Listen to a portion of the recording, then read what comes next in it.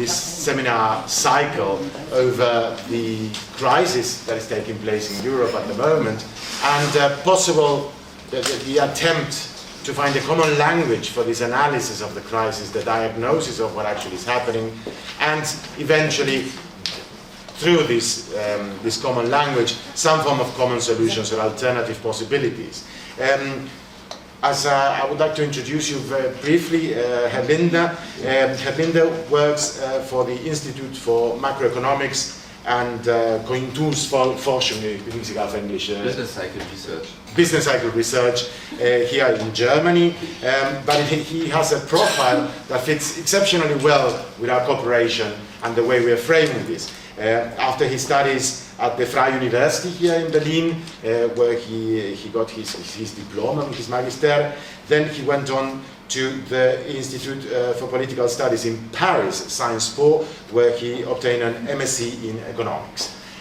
From 2009, he has been also a lecturer at the Freie Universität in Berlin, and at the moment he is writing his doctoral thesis.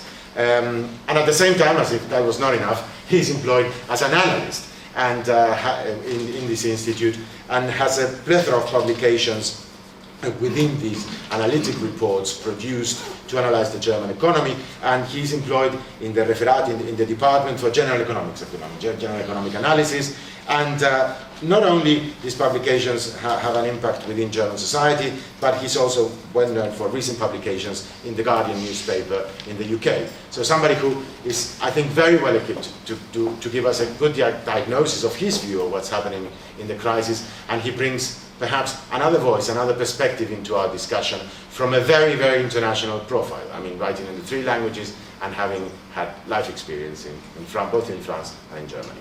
And without further ado, I don't want to bore you anymore. Herr Lindner, the floor is yours. Thank you for the very nice introduction. Okay, perhaps just 2 words about what the Hans Böckler Foundation and what the IMK is exactly. The Hans Böckler Foundation is the foundation of the German unions.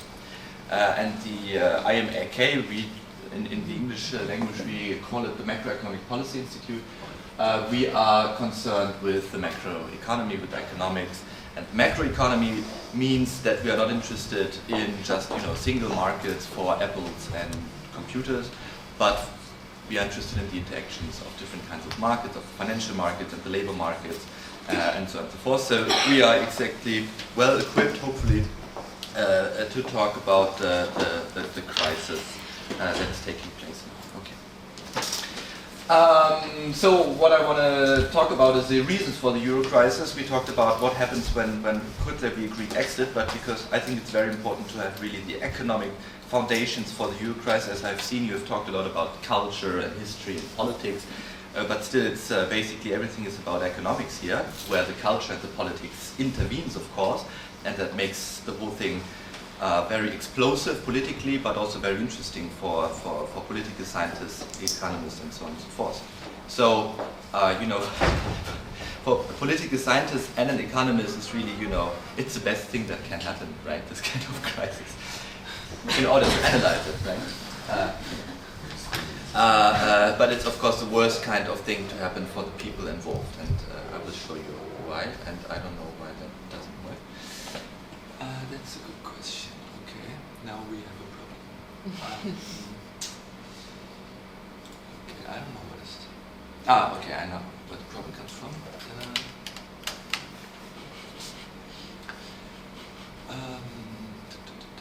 You shouldn't take the thing out too early, because then you lose everything. So hopefully it's here still.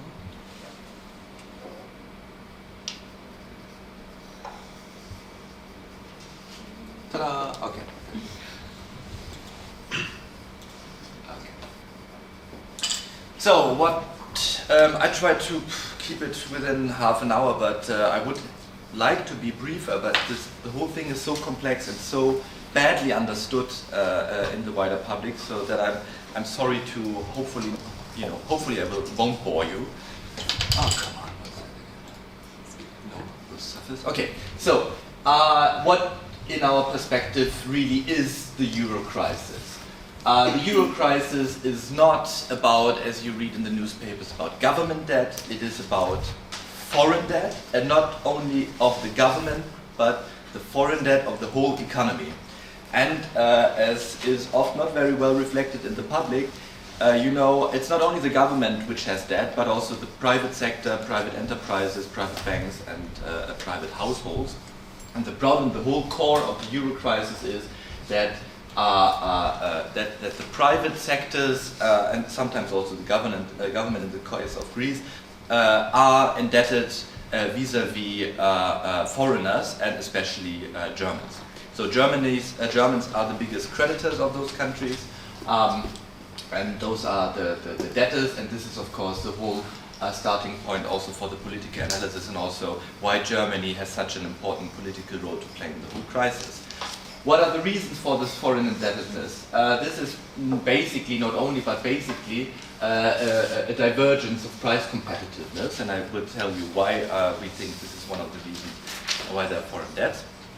And what has happened in the crisis then is that the problem of private foreign debt, in most cases, has been spilling over to government debt, so that the problems for the government bonds really mostly, not only in Greece is kind of an exception, but mostly in the euro crisis come from the private sector. So I will give you some of the political solutions so far. Let's say there are some dark and some light sides. And the dark side, of course, is austerity, as people coming from Greece will probably know. And then I will conclude briefly. Okay. So I will give you what is the setup of the European Monetary Union. Why are we in this kind of crisis? So basically, what the European Monetary Union is, it's a system of fixed exchange rates. In 1999, everybody fixed its exchange rates. Yeah, well, for all eternity, but now it turns out perhaps not, so this is all problems. The problem with fixing your exchange rate is that you cannot, if you have any problems with your price competitiveness, devalue anymore.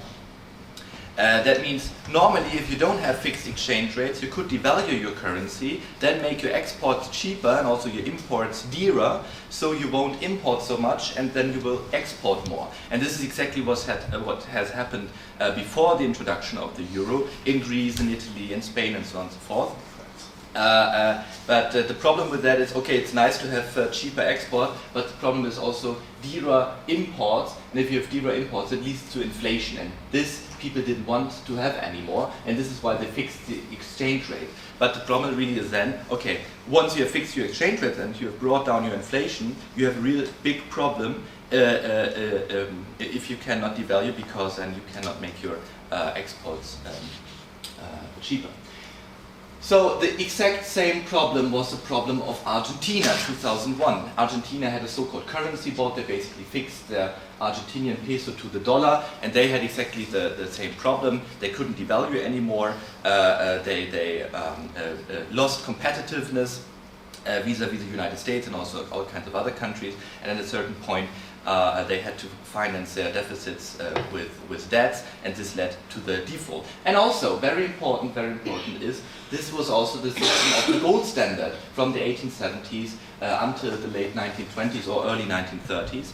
And this was exactly the same problem that they had. They were fixed, all the currencies were fixed towards the gold standard. They couldn't devalue anymore, and Germany was at the time the country which had exactly the same problems and also sought exactly the same solutions as Greece does today, and also the other crisis countries. And what Brüning in the 1930s did, and perhaps it's interesting about history, is exactly the thing that now prime ministers in Greece have to do today because of the fixation of the exchange rate. So just to give some kind of, it has happened before. It's nothing that is completely new. So what we have seen since the euro's introduction is, once you have fixed your exchange rates, your nominal exchange rates, the thing that drives the so-called real exchange rate is your different kinds of inflation, your price levels in the countries. So you had in the southern countries, in today's crisis countries, prices which rose stronger than they did in the rest of the eurozone, specifically than they did in Germany. Or you can also look at it from the different perspective. You can also say that in Germany, prices rose rose relative to the other countries and to the Eurozone much slower than in the rest of the country. Okay, but this led to a divergence of trade and current account balances. That means if you lose price competitiveness, your people have more purchasing power to buy imports, so they will import more. But the problem also with higher prices and higher wages is that your products on the world market become more expensive, and so you lose exports. So you have more imports and more exports, less exports, and that leads you into a current account and trade deficit. But on the other hand, countries like Germany, Austria, the Netherlands, but specifically Germany, really then have trade and current account surpluses because of the wage and price stagnation. You have not so many imports and lots of exports. Okay. But the problem is, once you have deficits, you have to finance those deficits somehow, right? And if you finance those deficits, you increase your foreign debts. And this is exactly what we see. We saw an increase in foreign debts in today's crisis countries. And on the other hand, in Germany, which always exported more than it imported, you increase your wealth. Basically, you save. It's basically what you and I do. If we spend more than we earn, we have at some point to go into debt. And if we earn more than we spend, we save. And saving always means increasing my financial assets. And a financial asset is always matched by some liability of somebody. So basically, Germany is holding lots of the debt of the crisis countries. So this is just the thesis. Here are the data, the hard facts, the data. What I show you here, from 2000 to 2011, I fixed it at 100 at the beginning in 2000 of the Eurozone. What I show you here is one of the measures for price competitiveness, which is called unit labor cost. Unit labor costs are the wages, the sum of wages in the country divided by productivity. So if you have an increase in unit labor cost, that means that your wages rise stronger than your productivity. And productivity means just the units of output that one person can produce. And that means that you become more expensive, right? Unit labor costs are the main driver really of differences in price levels and of differences in inflation rates. And you see all the crisis countries here having until 2008 really a huge increase in unit labor costs, so wages rising stronger than productivity. Relative, and this is important, relative to the euro area, right? They rise relative to the euro area, they become more expensive, and Germany especially, Deutschland, Germany becomes less expensive relative to the euro area. It's very important to keep in mind that all measures of price competitiveness are always relative measures, right? You're becoming more competitive means that everybody else becomes less competitive, right? It's always a relative. You cannot become in an absolute sense more competitive. It's always a relative measure. So this is why I put it relative to the euro area. Okay.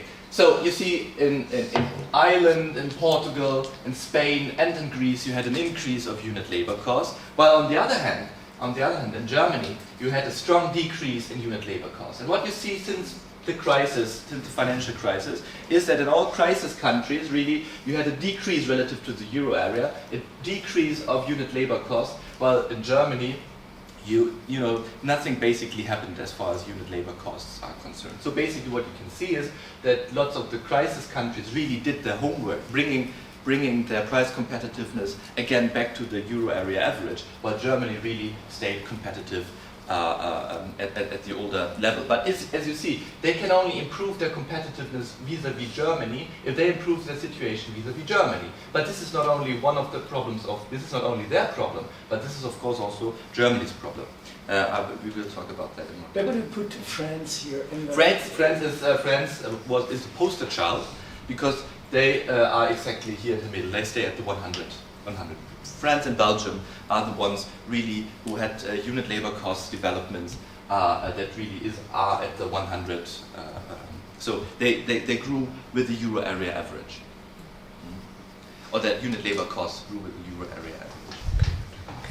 Excuse me, where does it? But Germany went down. So. This data is just, oh, sorry, this is easily, I can only, it's from Ameco, it's the, Ameco, it's the, oh, I don't know what Ameco exactly means, but it's just a great data source. It's very easy to handle, and you can get all kinds of data from the Ameco. What is this called? Ameco, A-M-E-C-O. It's a perfect thing just to compare different economic data of different kinds of countries. It's very easy to handle. It's a very nice source for intra-European comparisons. Okay, so I told you the difference, you know, the influence of different kinds of price competitiveness on your current and trade accounts. Okay, the current account is not exactly the trade account. The trade account is just one of the sub-accounts of the current accounts, but the trade account is one of the driving factors of the current account. And what you really see is that in Germany you have always a current account surplus since 2001, right? Exactly matching the gain in competitiveness of Germany. And you see that all the other countries, today's crisis countries, really had a decrease in their current accounts, which exactly matches their deterioration in price competitiveness. Right? So the other thing, okay, this is a trade, but what I've just told you is that also, if you have a current account surplus or a trade account surplus, you increase your financial assets, right? You save financially vis-a-vis, the rest of the world. And on the other hand, those countries with the deficits, they take on debts vis-a-vis the rest of the world. And this is exactly, I mean, this is just this is an accounting rule that a current account a surplus is really an increase in net foreign wealth, and that a current account deficit really is a decrease in net foreign wealth, so an increase in liability and increase in debt. And this is basically the international, the current account deficit is really equal to the new credit that you take out in 1 year, right? And it adds, of course, the current account surplus adds to the wealth that you already hold vis-a-vis the others, while here the deficits add to the liabilities that you have vis-a-vis the others. And if we, go from stocks to flows, we see exactly that. Okay, this is in percent of GDP, right? This is why the blue line is, the distance from zero is so low. If I would express it really in absolute numbers, right, in billions of euros, of course, Germany would be much higher. But I show you in percent of GDP. And you see exactly that with the current account surpluses, net foreign wealth of Germany really increased, right? Now at about 60% of German GDP. And this is really, okay, this is the whole of, all sectors of the economy. Living in Germany, you often hear that, well, we have so much debt and so on and so forth, but this is just wrong. It's only the government which has a lot of debt. But basically what you see here is really the net foreign wealth of all the kinds of people living in Germany, right? The government, the private households, and the private enterprises together, have a lot of foreign wealth. So basically what is happening, okay, the government has a lot of debt. So basically German households finance the German government, and also those countries which are now in debt. And you see, okay, this is the wealth, and the exactly mirror image, because your financial wealth is just, this is your claim. This is a claim. And a claim to what? A claim to some kinds of debts that other people hold. This is the liability side, this is the asset side. It's the two sides of any balance sheet, right? So you see, of course, here a deterioration. You see that net foreign wealth is negative, so that they have more debt than they have wealth vis-a-vis foreigners. You see it here in Ireland, you see it here in Spain, you see it here in Greece, and you see it here in Portugal. Et voila, this is the whole euro crisis, of course. At some point, you wonder, being a creditor, will my debtors, seeing that their debt increases and increases and increases relative to their income, will they really repay the debt? Right? And when did the creditors here in the surplus countries, when did the creditors begin to ask, well, will debtors really repay their debt? Well, of course, in 2008. Because in 2008, exactly this question has been, posed by American banks, whether the mortgages they handed out will be serviced, and But this really came as a shock because you had before 2008 an explosion of credit and debt. And in 2008, suddenly everybody became very skeptical. Will people who have taken on so much debt really be able and willing to repay and to service their debt, right? And here you see also that that the net foreign debt decreases a little, but you see as the stocks really are still very high. You see this is the whole question here of the euro crisis. Okay. And exactly the eruption of the crisis, the US crisis in 2008, 2009, there was an increase in investor uncertainty. Can debtors pay back their debts? It was at the beginning American households, but then it really became a question of, is it not only American households, could also other debtors repay their debts? And those kinds of uncertainty and so on and so forth really became very evident in May 2010 when Greece, which was really one of the triggers. It was a trigger, not a reason. It was a trigger.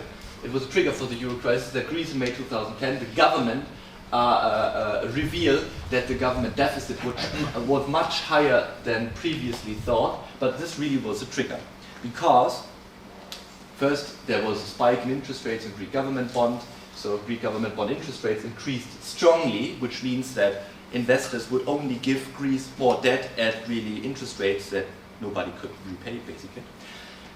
And that you really see that this is not only a Greek problem, but this is a problem of really, countries with debt.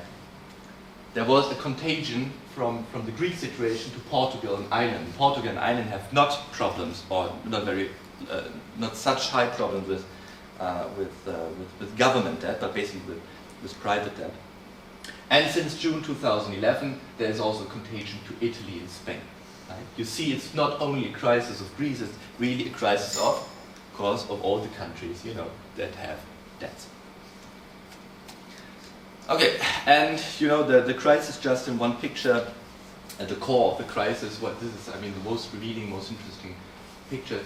This shows the interest rates governments would have to pay if they would take on more debt today.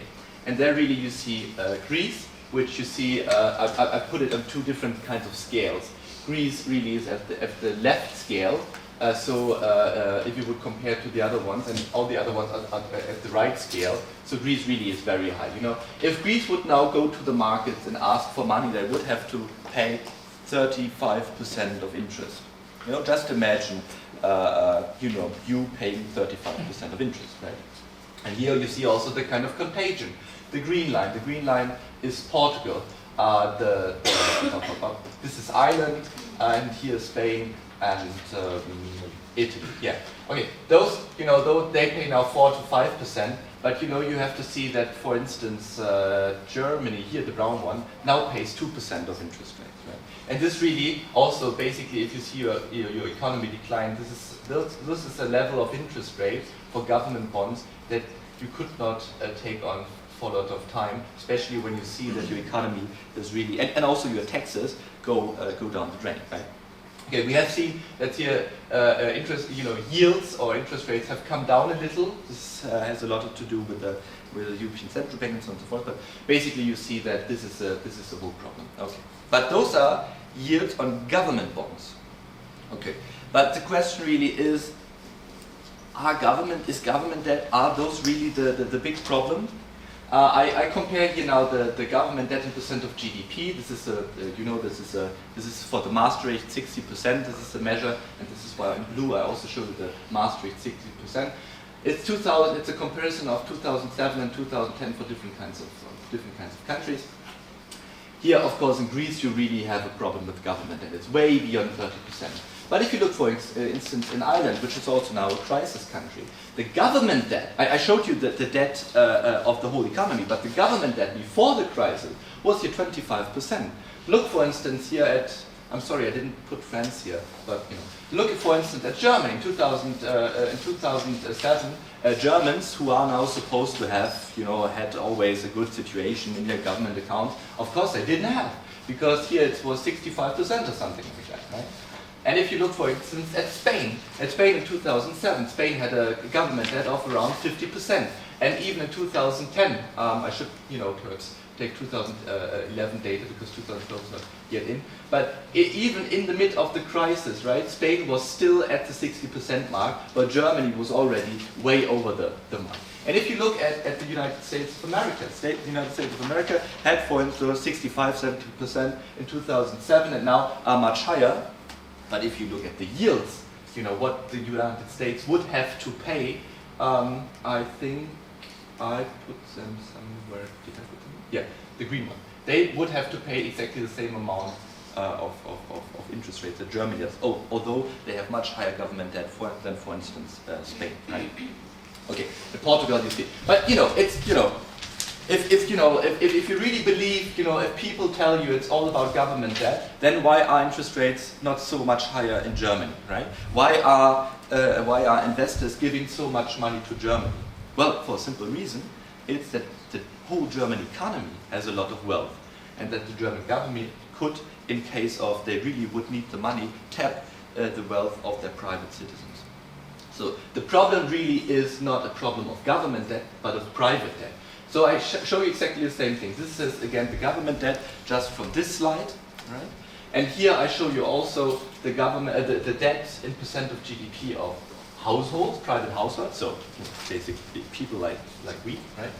And here of private enterprises. And there you see the problem. Here's Greece. In Greece people didn't take out a lot of debt, especially private households, but also enterprises. Who really took out debt for kinds of reasons, history and so on, and politics and so on. It was the government basically, right? But if you add all these kinds of debt up, it doesn't amount to much. If you look on the other hand at Spain, you see, of course, lower government debt, but you see really very high enterprise debt. And also the same is true in Portugal, and even more in Ireland, right? Even more in Ireland. So I didn't put banks into here. This is really the non-bank sector. But banks are, just for Ireland, the scale wouldn't suffer. It would, I think, it's 1,000% of GDP or something like that. Okay. So basically, the whole story that it really, it's governments, and then we have to push back the government and so. This is just not true. Right? It's just not true. It's really here about the private in Spain, Portugal, Ireland, which amount to much more as percentage of GDP of the Eurozone than Greece does. This is really the core problem. So I won't deny that in Greece they really have a problem of government debt, which has a lot to do with taxes not being increased, putting a lot of people into the public service, perhaps not because of qualification, but other reasons. So now, all those kinds of problems are perhaps there. But the real problems for the Eurozone is Spain, which makes up a fifth of the Eurozone or something like that, Portugal and Ireland. Okay? So the question then, however, is, wait a minute, you showed me, government, but why are interest rates on government bonds so high, right? This is interest rates on government bonds, not on private bonds. So why are interest rates on government bonds so high? So, and here we come also to another kind of key constitutional element of the European Monetary Union. The Euro crisis made clear that governments are not indebted in their own currency. Okay. So what does it mean? They basically are indebted in a foreign currency. What does it mean? Does it mean that they are indebted, the governments are indebted in a currency that they cannot print themselves? Right? Normally, national sovereignty, if you're a national sovereign, if you're a government, you have your central bank, right? So this is, in the 19th century, nation building, everybody got his own central bank. Then Napoleon introduces the French, La Banque de France in 1800. Everybody was very proud. Yeah, now we have also a central bank like the English already had. But if you cannot print your own money, what's the problem then? Then, of course, you can go bankrupt. If you can print your own money, the money in which you are indebted, you can, of course, print it. You can always give your debtors the money because you can just print it. So that sounds very, money printing, that's very bad. But this is exactly what is happening now in the countries which also have high government, private debt, and so on and so forth, but which do not have the mistrust of investors. In the UK, in the United States, and in Japan, the central banks basically buy government bonds. And by showing their willingness to buy government bonds, people are also willing to hold government bonds because if I'm really, I'm getting uneasy about whether the United States, Japan, or UK can really repay their bonds, I can just sell it to the central bank, and then I have the money and can do whatever I want with the money, right? And this is why also, although here, for instance, the United States has such high public debt and private debt way beyond, imagination, it still pays only, kind of what Germany does today. And this is also why in Japan, which is here, which is really the lowest interest rates you could possibly get, right? Although their public debt stands at 200% of GDP. Okay. So the problem now is, okay, why are bond yields on government bonds? Sorry, I'm trying to move a little bit faster. Why are they so high also in countries where I just showed you that that the private debt is so high? Yeah, because in the crisis, what you basically have is a transfer of private debt onto the government balance sheet, right? And this goes basically via banks. Okay. Basically, what banks do is, the Germans put their money to their own banks. The banks lend them the money to the banks in the crisis countries before the crisis evolved, and then the crisis country banks lent it out to their own economy, right? So now we have that the solvency of banks and governments are interlinked with each other, right? Because if the banks get problems because they have given out too much debt, then the government is there to save the banks, because if the government wouldn't save the banks, then the whole banking sector and the whole financial system would collapse with a lot of very ugly consequences. So, so the solvency of the banks becomes a problem for the government, but the government has just found out in 2010, we also have a problem because in case of emergency, we perhaps do not get the money, right? So, so the banks threaten government solvency, and also the government solvency threatens banks, because banks are the biggest holders of government debts in those countries. So you have a kind of vicious circle where the solvency of governments threatens the solvency of banks, and the solvency of banks threatens the solvency of governments. And though you have a whole vicious circle, because, and the whole point which makes the whole vicious cycle go, is that governments cannot get money at the central bank. Okay. So, and the question is, why is the euro Why is the euro area? Why is the euro a foreign currency for euro area members? Well, countries or governments, more precisely, have only limited influence on the European Central Bank, which is, of course, the central bank of all those kinds of countries. So they have only representatives of their own central bank in the ECB governing board and don't have a majority, and decisions have to be made by a majority. And which is also very important is that in the Maastricht Treaty there's a so-called no bailout clause. So European treaties forbid that public debts are serviced by other governments or overtaken by other governments. Right? You forbid countries to be financed by other governments or also by the European Central Bank. So, but by doing that, and now here comes the catch, right? By doing that, governments become 100% dependent on either private financial markets, so private banks, right? Or on official lenders like, for instance, the International Monetary Fund. And this is exactly the situation that now a lot of the European crisis countries find themselves, that normally only developing countries find themselves in. The crisis of East Asia at the end of the 1990s, the crisis of Argentina, the crisis of Turkey, the crisis in the debt crisis of the 1980s in Latin America, right? They were all crises because those countries had taken out debt in dollars. So only the Federal Reserve in the United States can print dollars, right? But if you're indebted in dollars as a Latin American, as a Turkey, as whatever developing country, you really have problem of coming up with the money if once the dollar flow isn't coming on your direction anymore. And this is exactly the kind of situation now the crisis countries find themselves in, because there was a political decision just to have this kind of situation. Right? So there's 100% dependency on private financial markets, but this was the intent at the beginning of the Maastricht Treaty. This was a disciplinary device for private government, for governments and also other entities that they are under the discipline of the market. The central bank would not come to their help; they would be under the discipline of the market. or the International Monetary Fund. And so now the International Monetary Fund, which always would have shut down business because they had problems because there weren't any crisis anymore in the mid of the 2000s, now they're back in business because of the euro area. So it's very good for the IMF. I mean, really, they had a really big problem. Say that again, a little bit quick for my Yes, little brain. the IMF really had a problem because the IMF gives out loans, and they give out loans to crisis countries. In the mid 2000s, there weren't any crisis countries anymore. So the IMF had problems with giving out loans, and if they can give out loans, they don't earn interest rates. So they have a problem. So why is the IMF there if there are no financial? And this is also where Dominique Strauss-Kahn came in and wanted to reform it and to make it more like of an advisory board and so on. And then the euro crisis came and the IMF was back in But business. the IMF is not a company.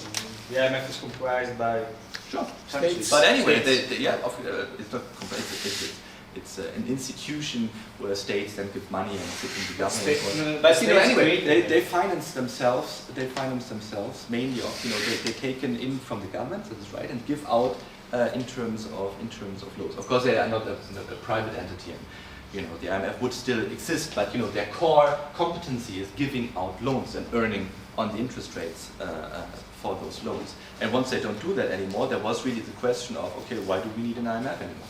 And now we need it once again because we have those strange constitution of the European Monetary Union. So, okay, the loss of control, of course, over the currency, because you have those kinds of things here, leads to a control by private markets. And this was politically desired since the treaties. Right? So if any politician goes now before the press and says, oh no, the private market, they're so bad, they're evil. Well, you were the ones who basically put it into the constitutions that you were dependent, those countries were dependent on the financial market. And of course in Germany this is also very explicit by German economists and by the German government. They say explicitly, we don't want to give you a lot of money or only under very harsh conditions, because basically we want the private financial market to have the disciplinary effect on you. Okay, I'm already over time. So the solutions to the crisis so far, of course, the very good thing is that there is public credit for the crisis countries, Ireland, Portugal, Greece, and it's also now Cyprus, and that basically because of this, of course, the Greek government does not have to go to the private financial markets and does, of course, not have to pay 35%, but only 4%, and I think it has been lowered a little bit. And the same is also true for Portugal, which does not have to pay now, I don't know, 7 to 8%, and this is also true, of course, of Ireland, where the same thing happens. So, of course, this puts a lot of, as far as financing is concerned, this is relieves the pressure. So governments do not have to refinance themselves at private financial markets, so they have to pay lower interest rates. But there was a price tag on the public credits, and this is the drastic austerity, which we see in those kinds of countries. So the saving policy, right? So that governments have to slash down expenditures in order to get the government debt down. But the problem is that this backfires. Right? The problem is that this backfires because once you reduce your expenditures as a government, which are also part of GDP, you put the whole GDP down and then you increase your government debt relative to GDP. And this has also, of course, dire social consequences. There's a reduction on almost the destruction of the welfare state and so on and so forth. Just quickly, here is the reduction of government's deficit in percentage points. So this is the reduction of the deficit. So Greece really had one of the reductions between 2009 and 2011, the biggest reduction in deficit that any industrialized country has done after the Second World War. In German media, you often hear that, oh, Greece didn't do anything. You have almost the impression as though Greek people would go to the beach and just bath in the sun. What does this mean in a concrete manner? Yes. This means, could you explain this a little bit? This means that you have to. Well, what is your deficit? Your deficit means that you have. If you have a deficit, of course, you privately and the government and everybody else, if you spend more than you earn, right? So what have you to do in order to reduce the deficit? Spend less or earn more, right? So for the government, that means put down your government expenses. or increase your taxes. Right? And what did Greece do? It basically decreased its expenses. Right? This is the percentage change of government expenses and revenue. So government expenditures have been reduced by 12% between 2009 to 2011. And this is, of course, you know, what is government expenditure? This is a public service. This is the welfare state. This is I don't know, health service, pensions. You know, this all finds itself down here at the 12%. This is something that no industrialized country has done after the Second World War. Okay? This is very important to keep in mind. And if you also compare Greece to Ireland or Spain, Spain or Ireland had much lower reductions in their expenses. And Portugal also had a reduction in its deficit, but not through a reduction in its expenses, but basically through an increase in its taxes. Right? So this is the Greek situation. And here this is the effect of slashing your government expenditures. Government expenditures are a part of the gross domestic product. Right? So if you slash government expenses, you also bring down your GDP. And this is what Greece had between 2009 and 2011, a reduction of GDP by 10%. This is just, you know, GDP is just income, right? So the mean income in Greece was reduced by 10%. Of course, rich didn't bear that. So the poor bore, of course, an overproportionate part of this reduction of GDP. And this is why you see poverty increasing, homelessness increasing, really, you know, social, all the social catastrophe that is really now even deplored by the United Nations. And if you look at the data from 2007 to 2012, you even had a reduction of 20% of Greek GDP. So, and here's also the, you know, of course, the unemployment rate. Interestingly, Spain had this is from 2007 to 2012. Spain even has a higher unemployment rate than Greece now, but Greece, you know, comes really at the Spanish standard. Spain has this high unemployment rate mainly because of the real estate markets which went down. Anyway. Okay, so the conclusions. I'm sorry, I'm over time, but you know. The crisis is mainly due to foreign debt, right? Sometimes it's government debt, as in the case of Greece, but mostly in other crisis countries it is private debt. And this is something that, you know, in the public discourse and also the Commission, the European Commission and the European treaties, they only focus on government debt. This is one. I mean, this is just okay. And this is why, still before the crisis, 2010, 2006, they only looked at this one, the European Commission. They only looked at the 60%. And I think the only one that you know, if you're reading the newspaper, you know the 60%, and you know, if you're very good and very careful, you know perhaps that some countries are over it and some under it, and perhaps you even know which countries, right? But you never hear of that. And the European Commission and all its forecasts and all its whatever they do, they never look at that. And they only looked at that, right? But here in 2007, you know, you had Ireland and Spain really with very low. And this is what, you know, those were the poster child. Spain and Ireland were the poster child of the European Commission. And the European Commission basically wrote in their reports, you know, just look at Spain and Ireland, you know, please Germany, look at those kinds of countries. Those are the poster childs of stability, of financial stability. Just do what they did, and everything will be for the better in Germany also. Okay, now they say they do exactly this, the other way around, but you know, this is because this is basically simply ignored, right? This is simply ignored.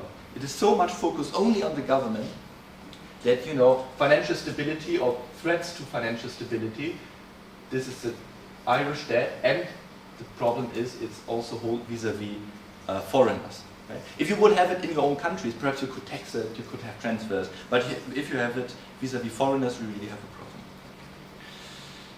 So, okay. So mainly the debt of private households and enterprises. I hope this is not now understood. And the government bonds. I mean, okay, you see of course an increase in interest rates and government bonds, but those government bonds for most of the crisis countries came into focus due to the danger on the insolvency of banks which had given out the bull credits to the private sector, right? And you have now this vicious cycle between banks and government. And the rescue measures are, you know, mixed, or I would say, on average, it's really a catastrophe. It's really a catastrophe. It's basically what we're doing and perhaps we could get back to the history. What we're doing in Europe is repeating the mistakes that we did in the 1930s. And this is exactly it. We have the same kind of policy, of view of the economy and how the economy works. And what we're doing is repeating the mistakes of the 1930s. Luckily enough, we do have now different kinds of political systems which deal, of course, in a different way with the political, with the social hardship out of that. But what we're doing economically is exactly the same thing we did in the 1930s. And this is really also one thing I wrote for the Guardian, is really that Greece of today is Germany of the 1930s. But this is not discussed in German public discourse at all. So, yeah, well, that's it. Thank you. Thank you very much. Thank you very much for your analysis of this crisis and eloquent point of view that is put forward. And I'm sure that we will have a very heated debate. And I would ask you all to be patient with the questions and let me moderate this debate, because I know that this is a subject that tends to heat up the public. So, who would like to formulate the first question, please? One question here and one question, please. I think everyone agrees on the diagnosis. I agree with your diagnosis of the reasons behind the crisis. So the issue is price competitiveness, right? And the divergence on that level. And a lot of people would say the problem was we assumed we would have the euro, we would have a common currency, and economic convergence would follow. It didn't. Specialization followed. Germany specialized in lending and exporting, and the other countries specialized in, Borrowing. the deficits that, you have surplus and you have deficits. So and as you said, it's all relative. So the idea that we should have competitive markets in every sphere of economic, how can at some point how can you have a balance? It's macroeconomic balance becomes very important in this situation, and it's so hard to achieve. So yeah, that's my comment. Do you like to collect, or should I immediately? I don't know. So we have time, so you can one-on-one towards the end. We may.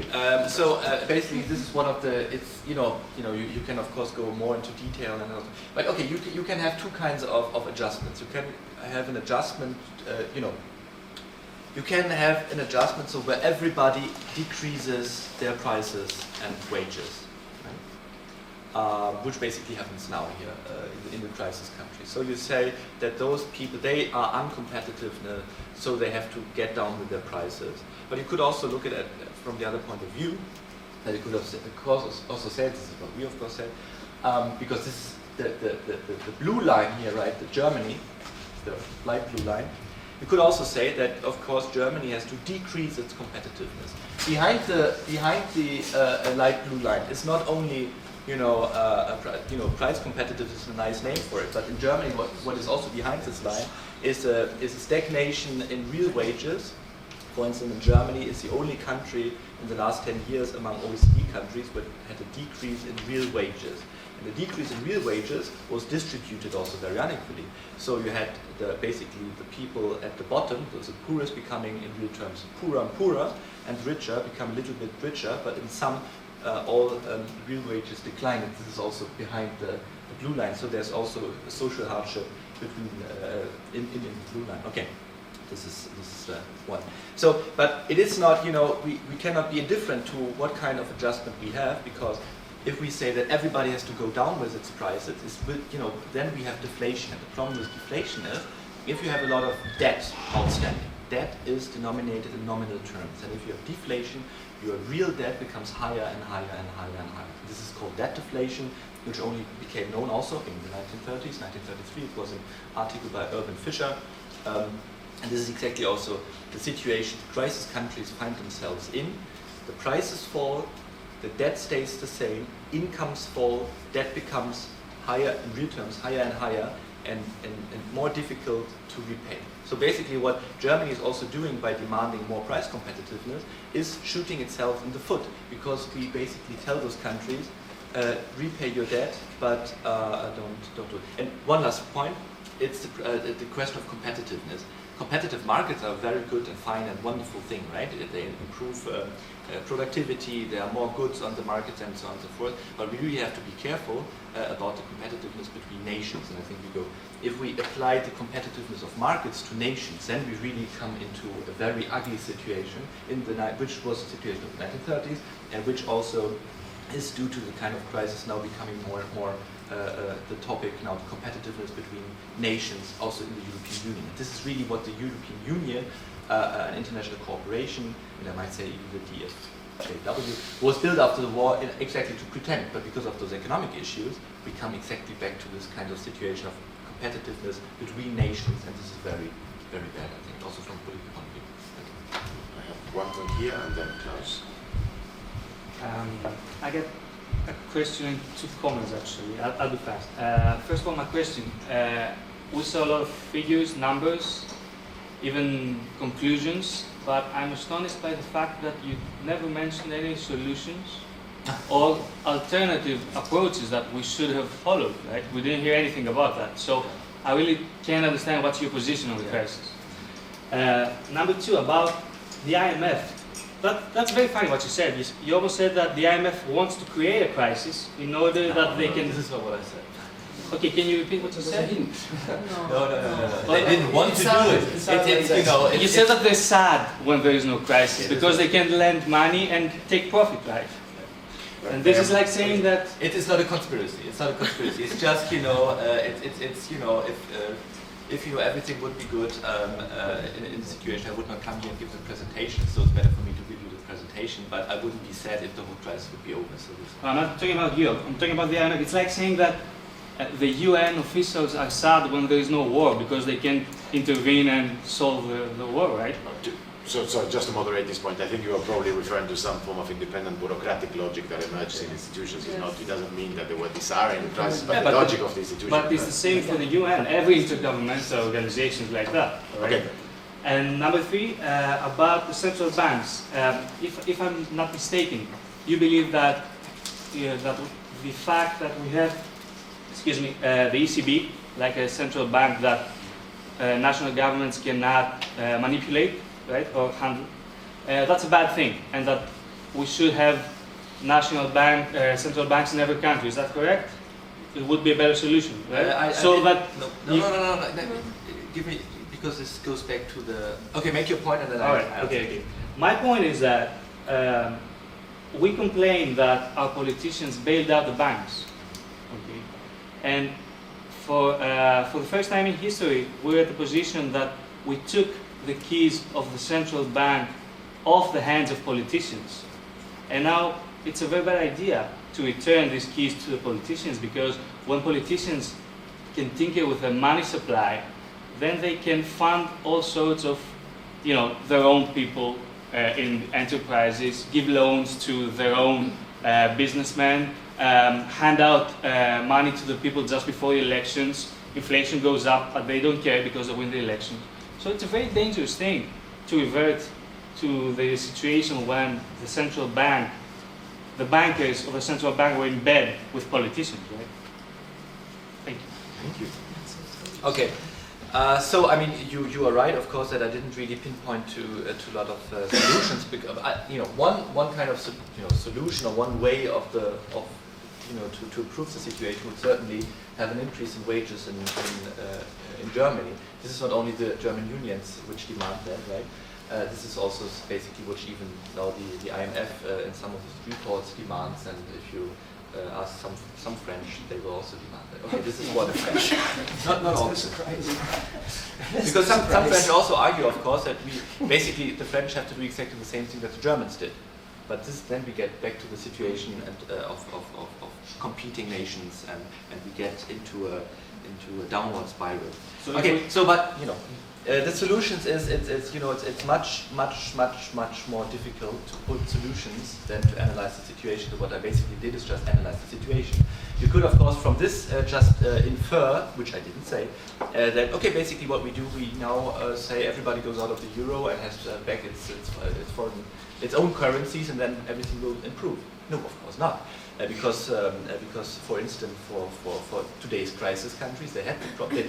Nobody wants to get back at the old situation, because in the old situation, yes, you could improve your competitiveness by nominal devaluation, but you imported inflation, right? And this was not very nice. No, this was, from social point of view, it was not very good, and so on and so forth. So it's not just that there is a problem, doesn't mean just get rid of, you know, the European Monetary Union and so on, and we will all be better off. So we are, I wouldn't, you know, this is the problem of finding the solution. I wouldn't be like to be a politician at the moment, because it's very, very, very, very hard. As an economist. There's not a good trade-off. Of course, you would have to have more wage inflation in Germany.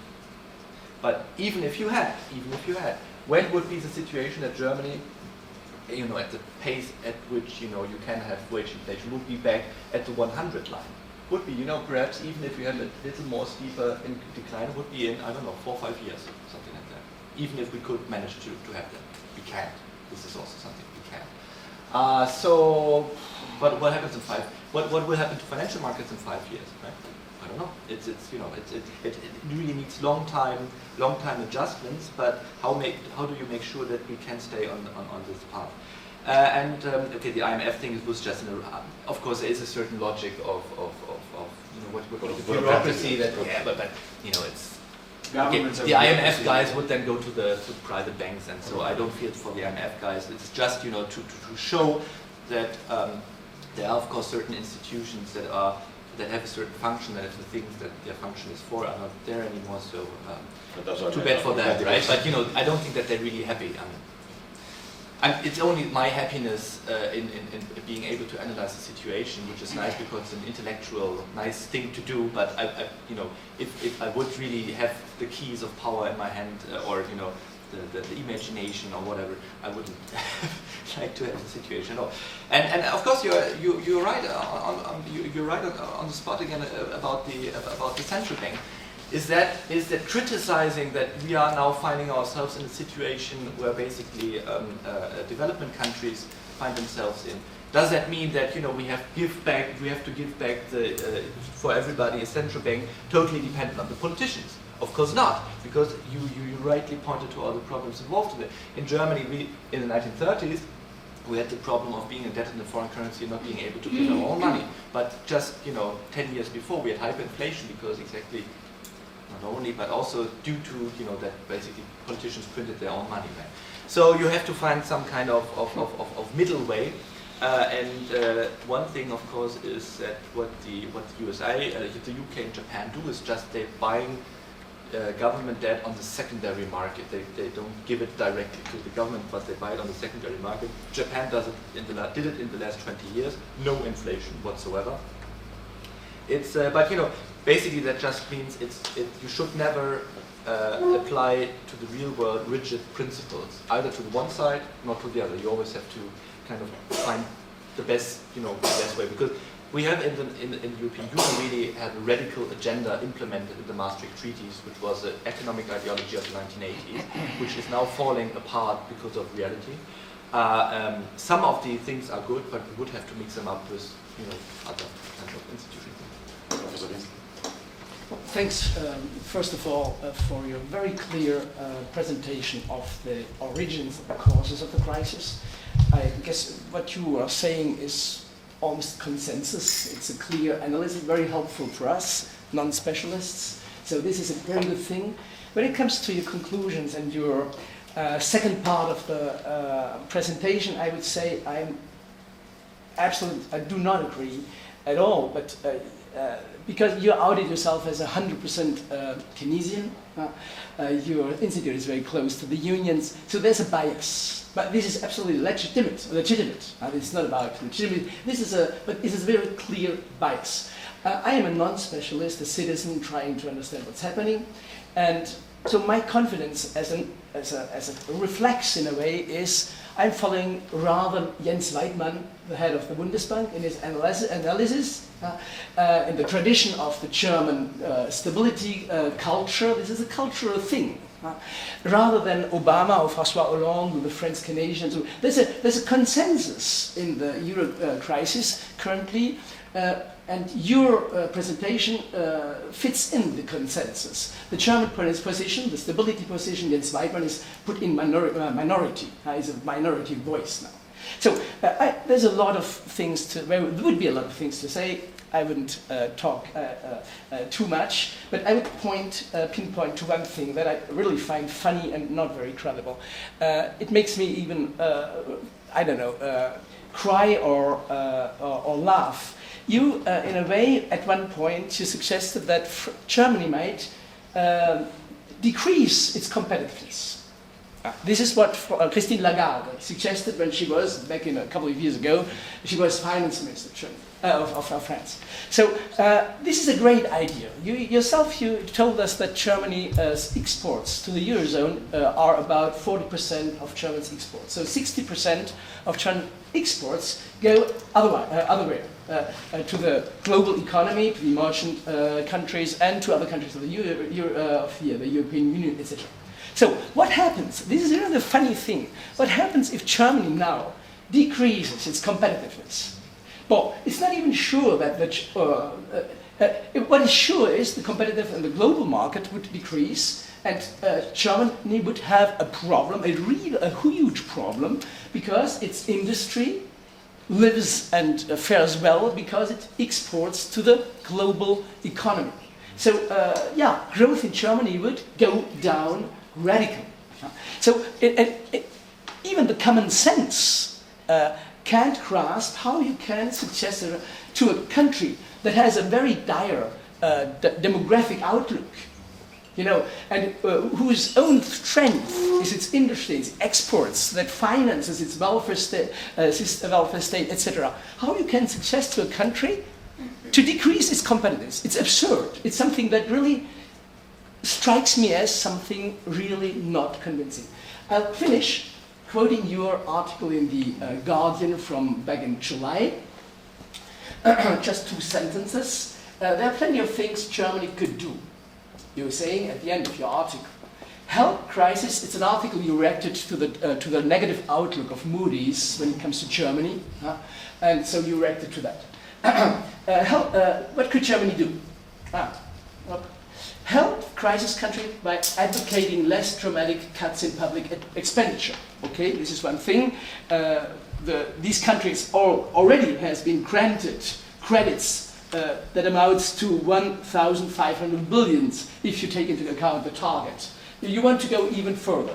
Okay, stimulate German growth in order to increase its imports from other Eurozone members. Great, you can stimulate the German customers, the citizens might have more purchase power, but it's not sure that they invest this purchase power into Greek olive oil or French cars. Maybe they are more keen on Japanese or American Apple things, etc. This is a poor idea, I guess, and help bring, last but not least, most shockingly to my opinion, help bring the European Central Bank as a lender of last resort. Sorry, I'm finished. You can wait just 10 seconds. Okay, the Germans can't help. They don't want to have the European Central Bank as a central lender of last resort. It's not in the treaties, it's not in the mandate, and there will never be a majority of Germans agreeing with that.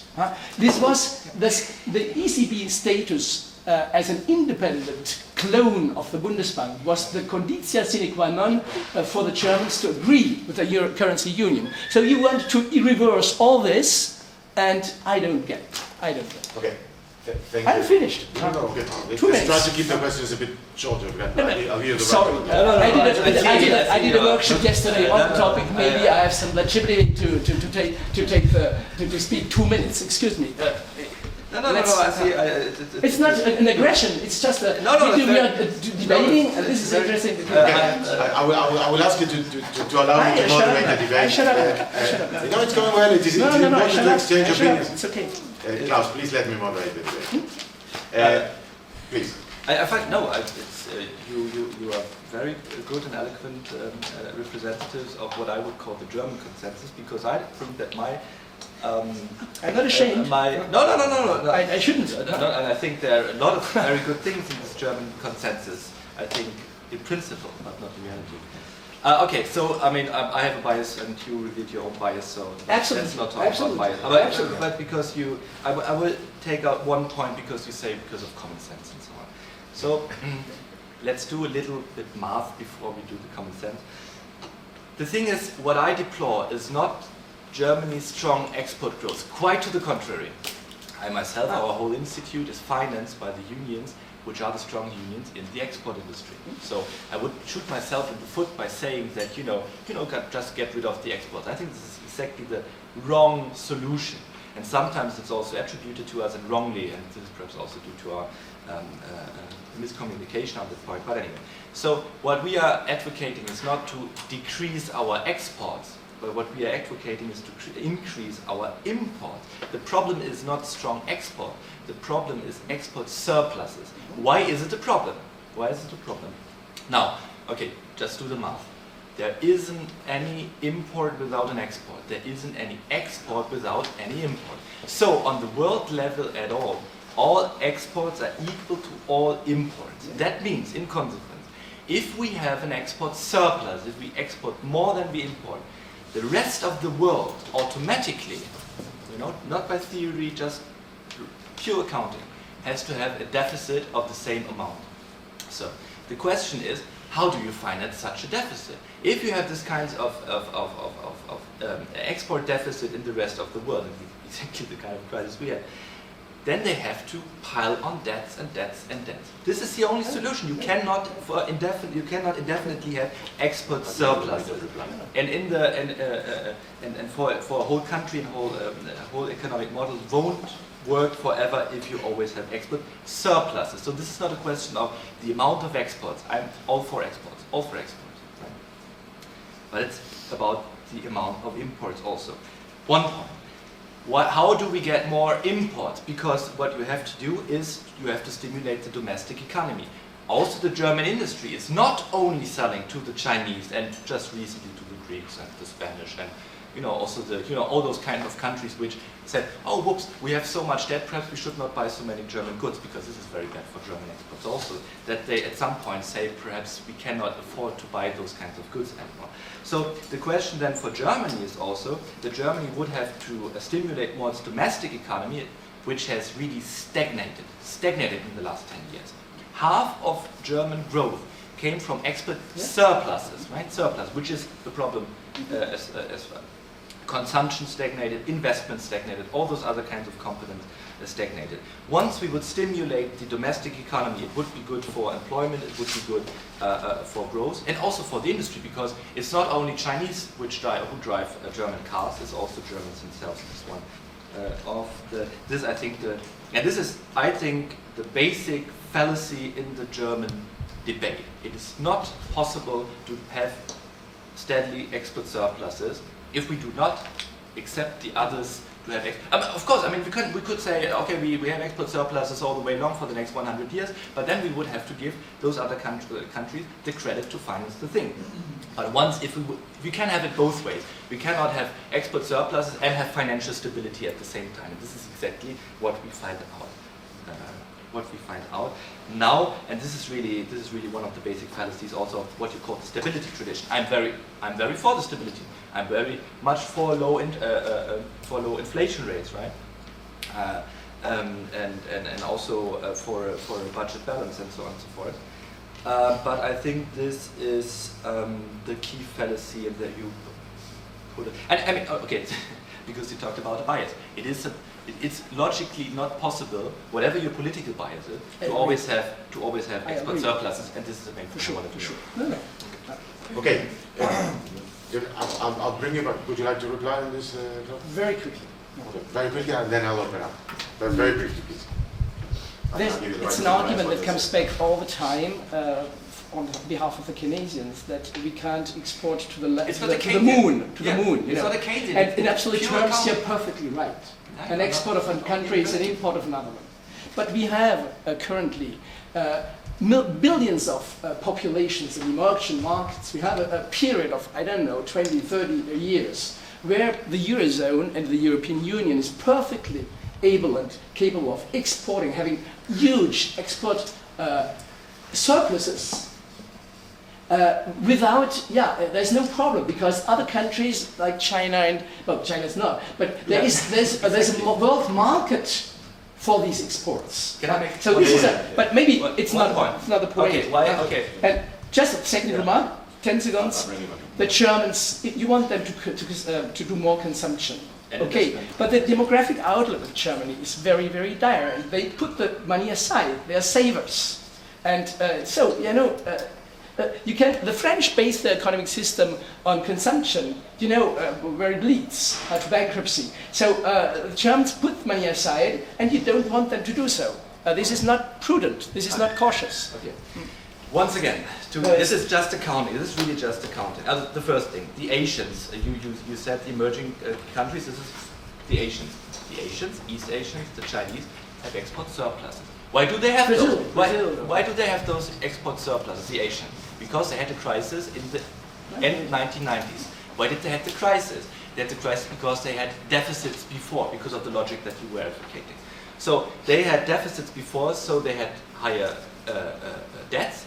And then the crisis broke out at the end of the 1990s. And the IMF came in and dictated a lot of things and so forth. And after this point, they had surpluses. Why did they have surpluses?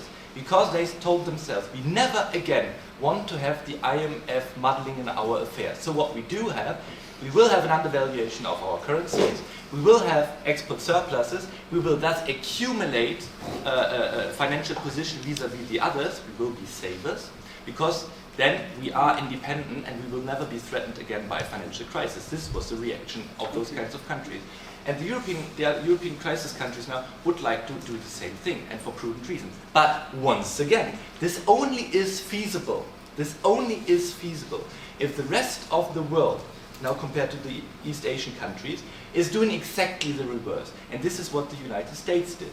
The German growth model of export surpluses, and this is only accounting, this is not a bias. The German model, also the Chinese model, the East Asian model was only sustainable and worked as long as the United States registered the corresponding deficit. Now the United States, for reasons that we all know, is not any longer, I mean, they're still able, but is less and less willing to play that role. So what happens to our exports?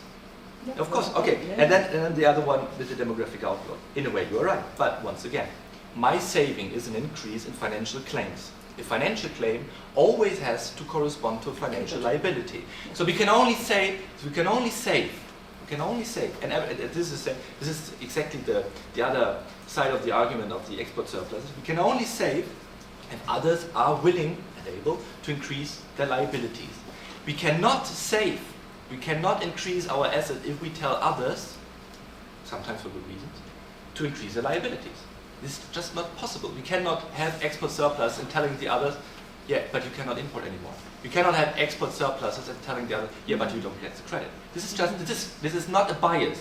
And I know that also on The Guardian, on the commentaries, this is Keynesian, blah, blah, blah, blah, blah. This is not Keynesian stuff. This is just accounting. This is just accounting. Okay, you don't agree, and that's it. Well, you cannot disagree on the accounting. This is not possible. On the kinds of... I'm not good enough an economist. This is my problem. It's okay to agree to disagree as well, right? No. You cannot disagree with accounting. I'll do my research. No, but remember what we're here for. Let's we're here to try to find a language, and part of finding a language is try to find a language to debate. I mean, this is what we are doing. Exactly. So no, but just to clarify to the students, I mean, this is part of the crisis we're in. It's a crisis of conceptualization, diagnosis. It's a good thing to do. Exactly. It's a healthy thing to do. So I have one here, please. Just a couple of comments I'll try and make quickly about the central bank, right? The ECB, as far as I understand, is the only central bank which does not behave as a lender of last resort. It's in the treaties. It may be in the treaties, but it is. It's not something the financial markets can understand clearly. I'll just finish. The Federal Reserve Bank is an independent bank. Of a nation? Yes. Yeah. Well, is that the case in the Eurozone? then No, go to the end of your argument. Then for me the point then is to say Discuss with the presenter. We have time to discuss with ourselves. we can, afterwards, please. the point then, your point would be let's break up the Eurozone because it's not a currency for one Yeah. country. Let's apply the Maastricht Treaty. Okay, well, okay. Just to comment, you talked about the problem Change the rules. with exports and growth driven by exports, right? We see China right now, what are they doing? Their model is not democratic, but it's based on providing stability. And what are they saying? They're saying we need to focus on stimulating our domestic economy, right? Because they get it. They know you can't just have exports. So, The French do that for 40 years. Yeah, Klaus. it's not just the global economy that counts, right? Perhaps one thing about the lender of last resort. The European Central Bank is a lender of resort and also is behaving as one, but only vis-à-vis the banks. So the banks now in all countries get all the money they want. Well, they're behaving as a lender of last resort to the banks. Stretching So, wait. So what the banks are doing, and perhaps it's a good thing, I don't judge it at the moment, it's just like the thing actually is. Okay, the banks get the money at, I don't know, 1 percentage point, even lower, I think 0.8 percentage point now from the European Central Bank. And what they do, they buy government debt, which now has yields, quite. So basically what they do, and perhaps it's a good thing because then banks get also the ability to build up capital and so on and so forth. I just want to say that it's a lender of last resort to the banks, and this is just the way it is. It's not to the governments. I wouldn't say that, just open, give money to the governments endlessly. So this is not something that I would be advocating, right? But there are, what I showed here, in the UK and USA and in Japan, you can do it on the secondary market, which is partly happening also in the European monetary zone, but to a much lesser degree, and then put out pressure on the yields and on the interest rates, and thus on the refinancing position, and thus on austerity measures in those kinds of countries. And as far as China is concerned, of course, the Chinese know that once the United States will try to get down with this import surplus, export deficit. Export deficit. The Chinese will have a very hard time to sell all the goods they did sell to the United States, and this is why exactly they stimulate their own economy. But just one last exactly the fallacy of not acknowledging that all exports have to be equal to all imports, and this thus that once you have export surpluses, somebody else has to curb the other kind of position. This is not, sorry. I know this is also kind of political discourse and also kind of culture is very bad. It's an unscientific culture because you claim something that cannot in reality actually happen. And this is something that I would, that this is my critique of a kind of the stability tradition. Other people who built this kind of stability tradition in Germany, Müller-Armack, the people from ordoliberalism and so on, they knew, of course, those kinds of different things. Today, this kind of knowledge is lost, and, well, for the worse for the European Union. Okay, it's 11 o'clock. We're running a bit late. Let's take 3 more questions. I have three hands, and besides, if they're related, let's try to take them together. If not, we'll take them separately. But these are the last 3 contributions, please. First of all, I think that as scientists we have to be careful with words like I'm a simple citizen, there's a common sense, the things are more complicated. I would like to comment this. And of course there are ideological and political bias, and often they are getting us to the wrong conclusions. For example, nobody can say at the moment that the Eurozone is getting well and can be competitive in the world markets because the half of the Eurozone is a step before the absolute chaos and crisis. And the treaties can be changed because the treaties are, if we want to keep the European Union, the treaties can be one more time an object of negotiation. My question now. I'm studying history and I'm watching very closely what happens in Greece, and there is a possibility that there will be a new government of a left party, and a lot of people in this left party are telling that they have a plan B, and the plan B could be as followed. So they would like to stop the service of the debt, they would like to put the banks under the control of the state, they would like to exit from the euro, and then they are saying that they will have a protectionist policy, that the infrastructure would be getting out of the market, no more market in energy and water supply. That they would like to make an export-oriented economy, a reorientation of foreign relationships, and reorganizing the agrar economy and the industry of the country. That's and they are referring to cases of Latin American countries. And I would like to hear, because I think they have arguments, there are a lot of arguments against this suggestion, this proposal, and I would like to hear your opinion. Is the question related? No, not really. Sorry, I have medium first. Sorry, you're No, not it's not related. But can I say what? No, if it's No, related, it's not but I related. have medium first. Okay. Is it No, not really. Not really related. Is your question related to No, this no. one? No. Okay, so I'll give you. I'm no. I think this would be exactly wrong. But let's say it this way: it's an expression, and we're at the 1930s. If you have the kinds of policies that you do, you have a mainstream, the liberal people who are well-meaning and implement this kind of austerity policies in different kinds of countries, and the reaction is just, I would say, a very bad reaction. But I understand the kind of reaction. You say we become protectionist, and what we do, we export ourselves. But what I just told you, right? You cannot export if others are not willing and able to import. This is actually the situation in the 1930s. At the end of the 1920s, in the United States, was implemented what is called the Smoot-Hawley tariff.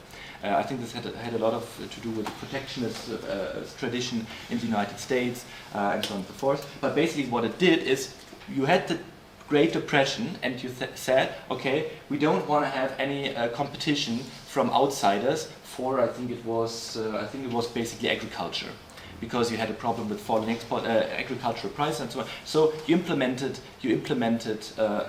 protectionist policies. So you forbid imports and wanted to export a lot. But other people were clever, right? In the 1930s. For example, the Nazis, right?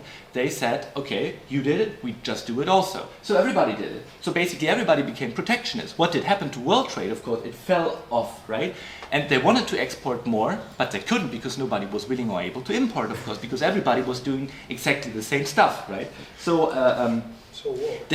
not everybody did it. Not everybody did it in the 1930s. Latin America did not. Latin America, they were well-meaning free traders and said, okay, we have to keep our borders open, but what they did see was a tremendous fall in the exports. That's the GDP growth. That's an increase in unemployment. After the war, they said, never again. And this is when they came on the protectionist thing. This worked for a while, but then it led to hyperinflation, it led to very poor growth in productivity and so on and so forth. Once then they had to, let's not go into Latin America, but exactly Latin America was a reaction to, being in a way naive in the 1930s and not doing the things that everybody else did. And of course, protectionist policies in the 1930s was in the air, and basically everybody did it, right? It was not only the Nazis, but the Nazis also did it. And what they did, basically, they also said, okay, we want to export, nobody wanted to import anymore, but we don't want to import. What we do want to have is a policy of autarky. The problem is autarky in a country where you don't have a lot of raw materials is, you have a problem.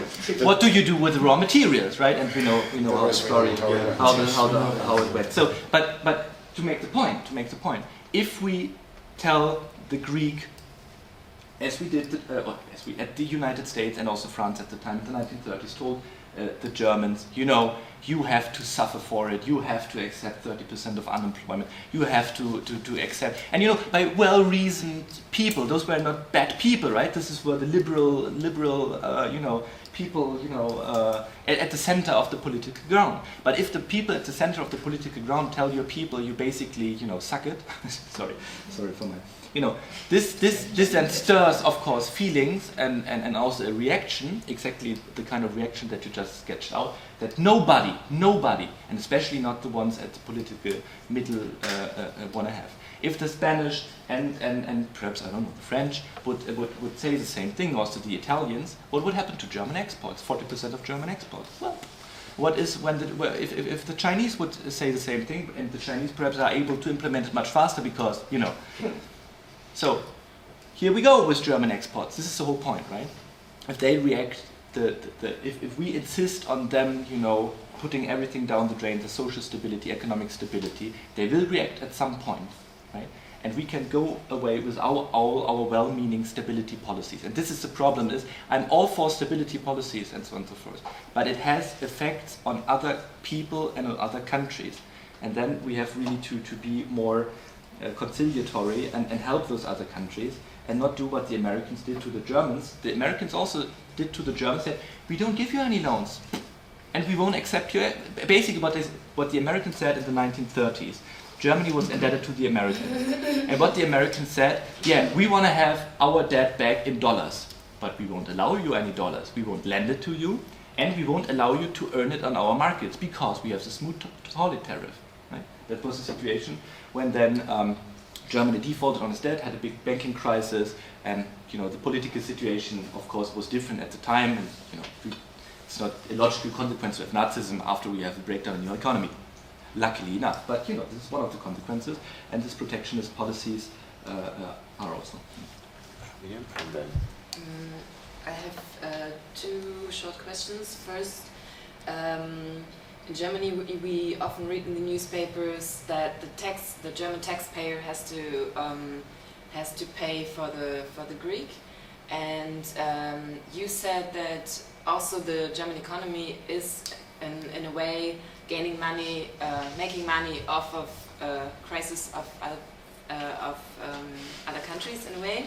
So is there a way of like, why is it so hard to communicate this in a way differently? Maybe it's more a question about the discourse. And then the second question is, from my biased point of view, I would also say that this crisis, what we have, is also a crisis of division. And can you comment on that, or is it possible to? What is your point on that? Is it related? Yes, one. Okay, so we take the last question and then you can sum up. I mean, it relates exactly. I wanted to ask about what Miriam just commented. Perhaps you could explain, from the specialist point of view, in what way the bailouts, how are they incorporated in the Greek economy? Let's say the bailouts from the EU and in particular from the Germans. And if you could explain more practically how they refinance, in a way, the debt itself and the interest rates. So this is related to what my colleague said. And also on the folly of why is the euro a foreign currency for euro area members, about the no bailout clause. I think this has been changed recently. If I'm not wrong, the German High Court has decided that it's constitutional to allow the European Union to bail out. And perhaps for the 2011 increase of the interest rates, if you could comment on the reasons that skyrocketed and reached 35% especially for Greece. If you think the discourse that influenced the markets in a way, and how much of part of this influence it is the discourse that happened in Germany that influenced this increase of the interest rates. Thank you. Okay, You have the final word. I try to be quick. Sorry, I get carried away. Okay, first the taxpayer. Okay, this is of course true. There's no taxpayer money having flown to the Greek as of yet. It's just guarantees and credits. Right? It's money we lend and we get back. It's basically I've recently put well, I don't know whether we get it back. Yeah, okay. On that one you're right. On that one you're right. On that one you're right. And this is once again a historical example which I put on a blog, Social Europe. It's called. It's in the once again the 1940s. Great period to study. It's basically okay. The Allies, the Allies fighting Nazi Germany also ran out of money, so they had to get dollars in order to buy stuff at the American economy. And the American Congress was very protectionist at the time and said, okay, this is a war in Europe, we don't have anything to do with it. And Roosevelt knew, of course, okay, at some point or other we get involved. So, and then he said, okay, we also will give them credit. It's credit, and we get the money back. It's not, it's not a gift, right? Exactly before. And he had a very nice sentence that he said. I hope I get it. If your neighbor's house is on fire, you don't haggle over the price of your garden hose, right? This is one. So as of yet, there was no taxpayer. It's not, sometimes you get the impression it's okay. I pay my taxes, and those taxes are directly transferred to the Greek who is laying at the beach, right? This is a public tax. It's not happening. It's really credit as of yet. So why is it so? Why do people don't like it? I think there are two kinds of factors. The first factor is we had the huge bailout of banks in Germany, and we actually did put money. It's not only guarantees, not only credits. We actually lost money in the banks as of yet. Could be that we recuperated at some point, but as of yet, we really put in the Hyper Real Estate bank. We really put money into that. It was hugely unpopular. But basically, there was a policy. Okay, we bail out the banks, but not the Greek, right? And there might be a second element in that. Of course, okay, banks are some kind of abstract. Who knows a banker? But everybody was perhaps in Greece or knows a Greek, and they're strange people somehow. I don't know. Just paraphrasing, right?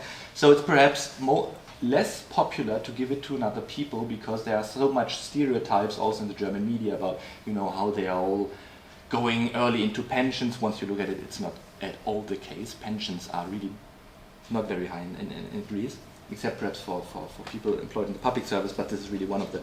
Okay, so this might also play into the... But just to come to your second point of view, why do we have... I don't have an answer for that, and this is perhaps also a question for the cultural studies department. We had... until 1914, let's say from 1815 until 1914, a liberal world order where we said, okay, free trade binds nations together and brings them together in peace, right? This was a kind of political agenda. And in 1914, at some point, the First World War breaks out, and everybody asks themselves, but we were all cooperating, we had free trade, we were so much integrated, and so on and so forth. And they tried to rebuild it in the 1920s, and once again in 1939, again a war broke out. And so why is it that a kind of integration through trade, which I think is a great thing, become divisions? I think this has to do also with what is happening right now, that you get that you apply the discourse of competitiveness between companies, which is the fine thing. I love it. I love capitalism in that way, right? Competition between firms, if you put it into competitiveness between nations, right? And stereotypes, the Greek who do this and that, they only export oil, they don't. They have pharmaceuticals also, very important is also shipping and so on and so forth. Okay. But this is perhaps also because it's easier to have, it's easier to make somebody responsible for something, right? Then, to have a, in the 1930s, they said it's the Jews, but instead it was the WASP, the white Anglo-Saxon Americans in their banks in New York, which got the money out of the country so that the small shopkeeper couldn't refinance and then went bankrupt and then went to the Nazi party, right? So it's perhaps sometimes easier just to tell, okay, somebody else. Okay. As far as bailout of the Greek economy, now we have to be precise. Of course, bailout of the German and French and so on banks, right? We give them the money. The public institutions, the IMF and also now the EFSF and so on, they give money to the Greeks so that they can refinance their debt with the banks. So basically, the money public institutions lend to Greece goes immediately to the private debtors. So that more and more of the debt holdings changes from the private banks to the public sector, right? And this is exactly also the kind of target things that you, I think, have been talking about. This is also more or less a transfer of private debt to the public sector. And I have a problem with it. Here would you would agree with Mr. Sin? Here on this I never point. agree with Mr. Sin. No. This is bad because he's saying the same thing. He's saying the same thing. No, in a way, no.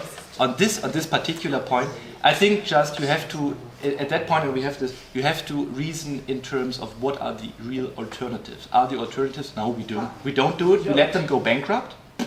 What will happen to the Greeks then? Well, their whole economy will collapse much more than it does already, right? Nobody will get a credit. They will have to get out of the European Union. They will have a huge inflation. They will have mass poverty. In Argentina after they defaulted, it was not an easy step.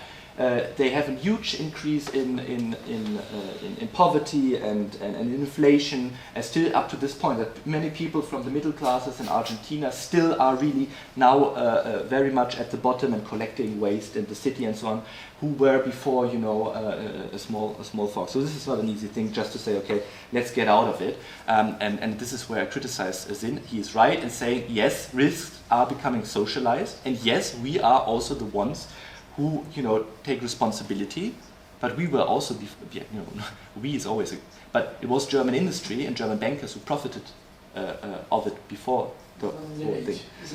And it is all deeply connected with each other, because this also explains, of course, why normal people are so opposed against giving Greek a bailout and others are okay. Let's not go too deep into that. Okay, this is refinancing is now going via the public sector, the European Central Bank targets, and also the EFSF and the IMF. And okay, about the bailout. No, the German Constitutional Court did not. First, the German Constitutional Court could not declare unconstitutional something that is not within its. It's a European law, and the German Constitutional Court cannot say this is not. This cannot be European law anymore, right? They can only say whether the constitution is in any way compatible with that. But what they did, what they did is quite what did they do? Actually, I think this was, I'm not a legal expert. It was about the EFSF, whether the EFSF and now the ESM, I know the ESM, the European Stability Mechanism, is really compatible with the German constitution, and they said yes. Up to limits. Up to limits. That's, I don't know how you 190 billion euros. Yeah, I don't. But it also. And after that, it would need Parliament ratification. That's what. Yeah. We'll go back to Yeah. Okay. Let's not go into where are the problems and the advantage of that. Okay. And about the 2011 interest rates, is just at this moment they became something just doesn't work here in Greece. Of course, Greece had a problem with the government deficit. Greece had a problem with, or still has a problem with corruption and putting a lot of people in the public sector that don't really belong there and that they're only there because I have a cousin who and then in 2011 it was really the markets were still panicking and not knowing really, and the uncertainty was high. This was just then the one thing that really triggered the thing. Right. It was, I don't think, really the cause, because it was a trigger, right? Then they said, oh, damn it, something's also not very good in the Eurozone. And I think then the realization came more and more that, oh man, we really perhaps don't get our money back. Before, from 2001 to 2011, interest rates on all government bonds of all countries were the same. So basically, investors said the German risk is exactly the same thing as the Greek risk. And if you could credibly, and this was also, this was the whole reason for European Monetary Union that they said, we stay together for all eternity. Like we would not, Germany, we would not perhaps think that Germany now could be broken up and, I don't know, East and West again, and then there would be an East mark and a West mark. So, of course, there's not a high speculation whether Saxony will go out and this will have to pay higher interest rates or something like that. But this was a sudden realization, perhaps it's not for eternity, perhaps there are huge problems. The realization, how it happened for the markets. I mean, if you think that the discourse within the countries, the EU countries, have played a role for the psychology of the markets to do this? I mean, because in the diagram it was like a very sudden increase of the interest rates. It's just a realization, perhaps. We didn't think about that before, but perhaps there really comes a situation when we don't get our money back. In July 2011 or in the early 2012, this became a reality because of the cut of debt, which I think was very problematic, still is, but this is perhaps once again another topic. Okay. Thank you very much.